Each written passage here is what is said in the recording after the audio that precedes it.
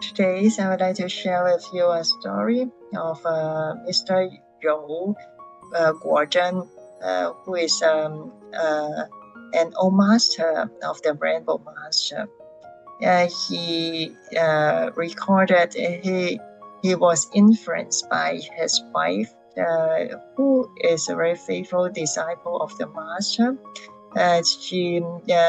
She followed the master's instruction to cultivate after reading the Venerable Master's instructional talks. And because she is so faithful that she has influenced her husband to become a Buddhist. And so even before the master came to Taiwan to propagate the Dharma, his wife was already following the master's teaching to cultivate.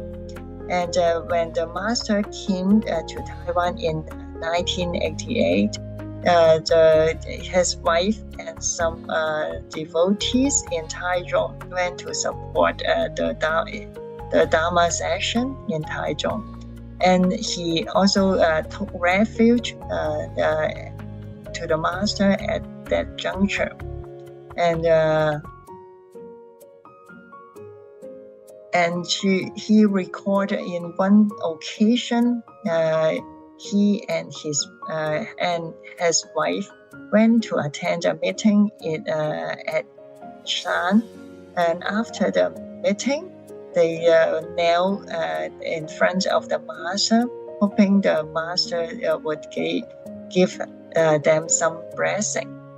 And the master, he said, "A bright-eyed, wise advisor, living beings' depositions," and he acted as he didn't even see him kneeling here, and the master didn't even look at him, and he became rather vexed, and because she didn't cultivate well at that time, and then because he felt so angry, and finally his wife asked the master, "What Dharma door should my husband practice?" And the master said, "Recite Amitabha Buddha's name." And he repeated this. And then then his wife and him bowed, and then the master finally blessed them. And he said he has been vexed at the moment before, but when the master blessed him, he instantly attained a state of non-seeking. And he remembered the master's instruction that when people reach the place of no-seeking, they will naturally be noble in character. At the place of no-seeking, there are no worries. So he made a vow that he will never again accept the master's blessing. But once he makes this vow, actually the master, the Rainbow Master, blessed him 3 times in his lifetime. So just the master teaching for him, there's no seeking, but he actually blessed him several times. Anyway, then he remembered the first time he received the master's blessing, and he was deeply moved. Because at that time, the master was fasting on behalf of the living beings of Taiwan. I believe it's 1990. And the master has fasted for 3 weeks at that time. And he had not eaten anything for a long time. And the master's hands was trembling slightly at that time. So when the master blessed him, so he just hit him very lightly, but then he felt a rumbling hum within his head. And then for the whole day, the roaring sounds in his head, hong hong hong, and it lasts for the whole day.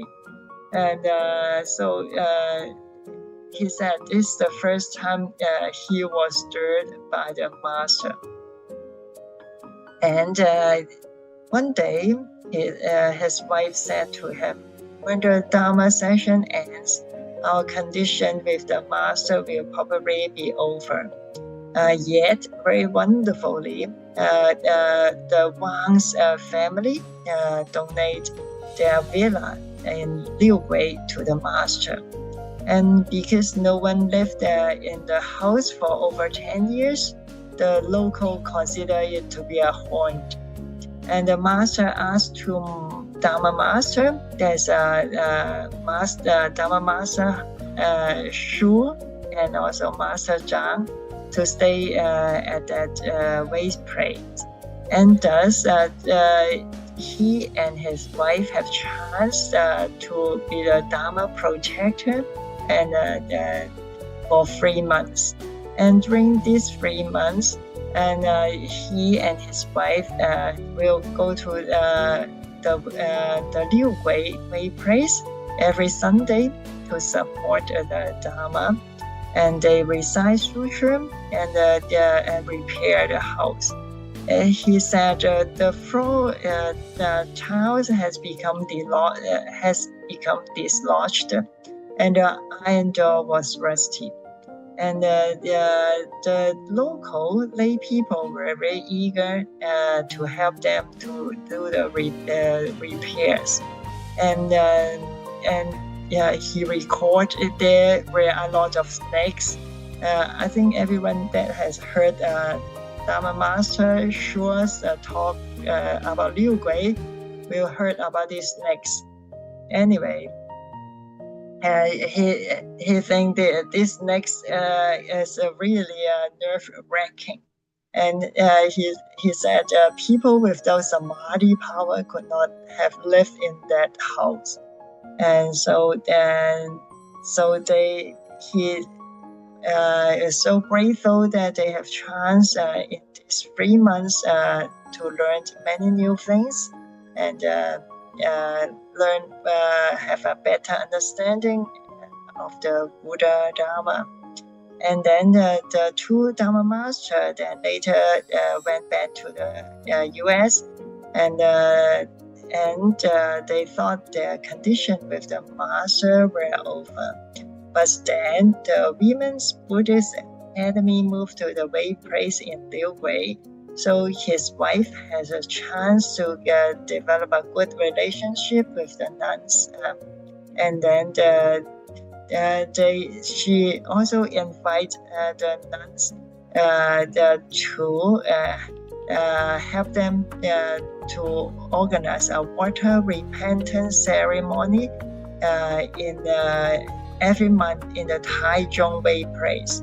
And this is a very important milestone in the development of the Taichung Wei place, because then because a few months ago they have established a permanent Wei place in Taichung, and so this seems this cause and condition here,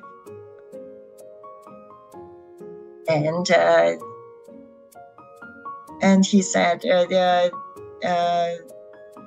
he visited his last. He saw the Venerable Master is lastly in after he went to the sacred city of the Dharma realm, because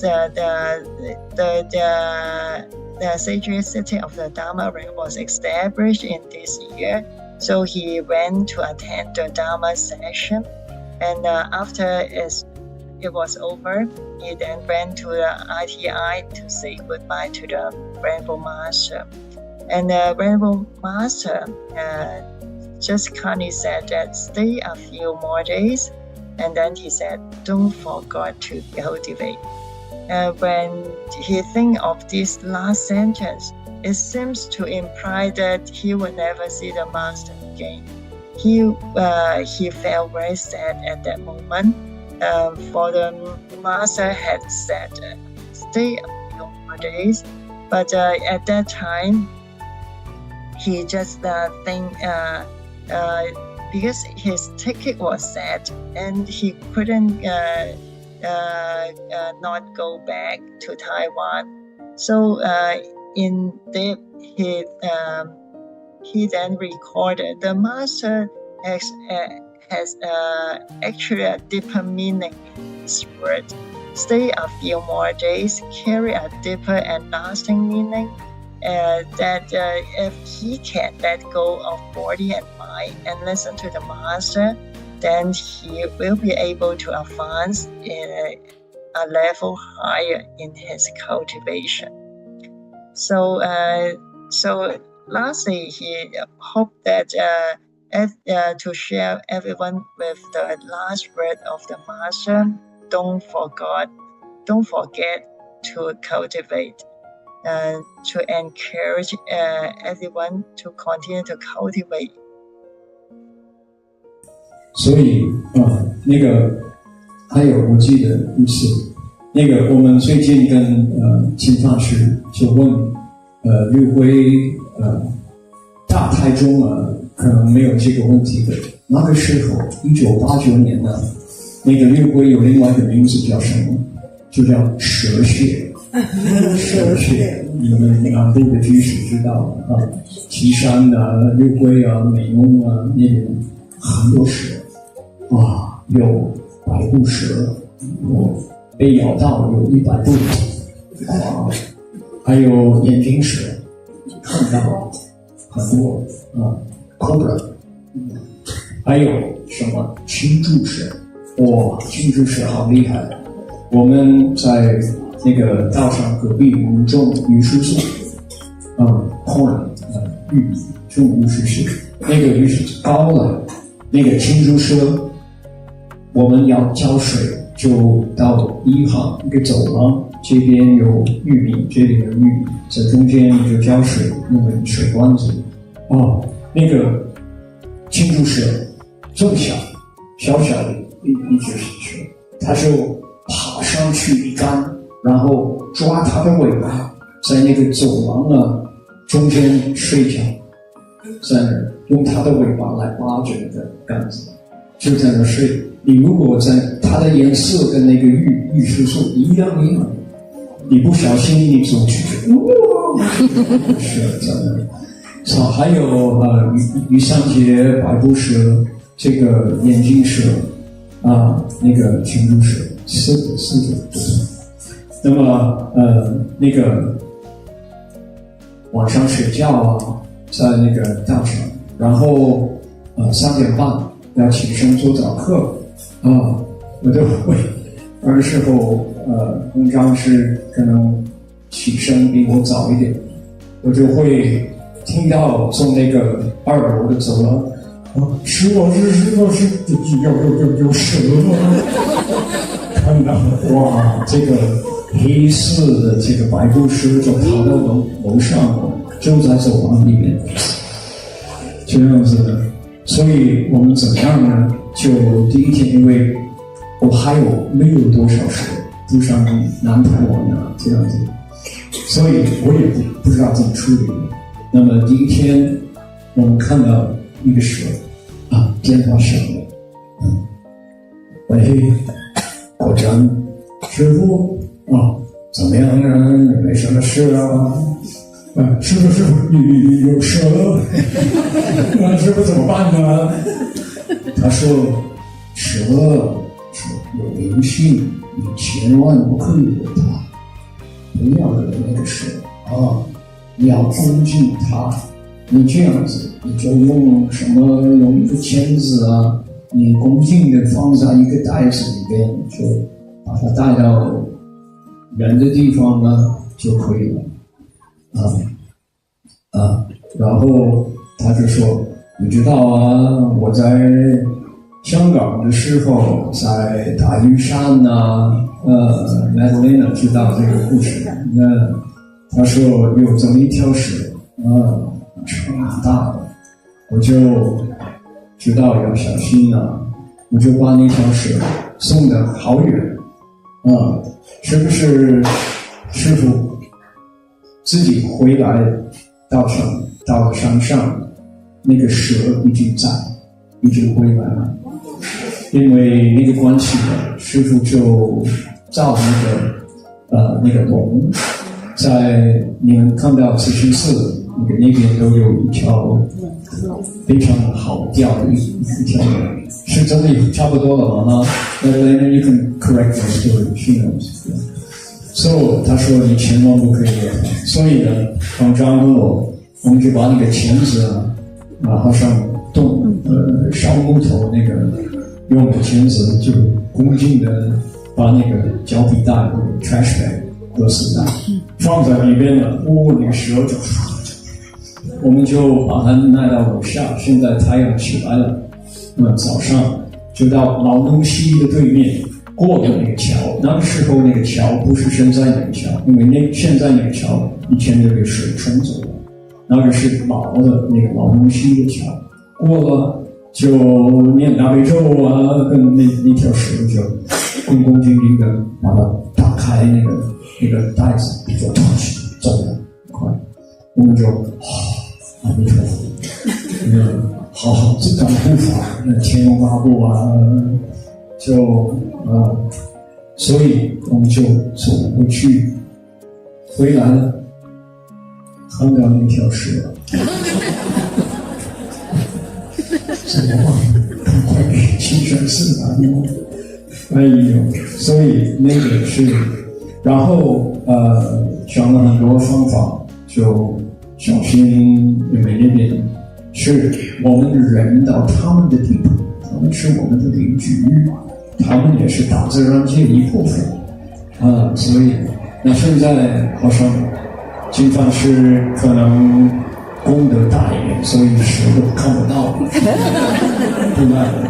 所以这个是我们六龟的故事一篇